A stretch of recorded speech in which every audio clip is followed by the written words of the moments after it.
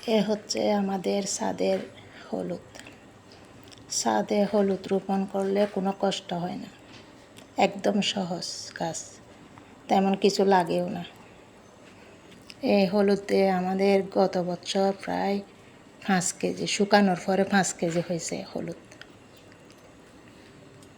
শুকানোর আগে তো আরও বেশি, প্রায় 10-15 কেজি, শুকাইলে একটু কমে যায় আর কি। আমাদের হলুদ কিনতে হয় না, ছাদের হলুদে হয়ে যায়, ছাদে অনেক হলুদ।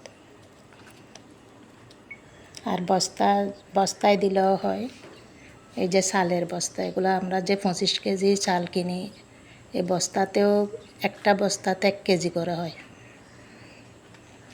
এগুলো সব ছাদে আমাদের হলুদ,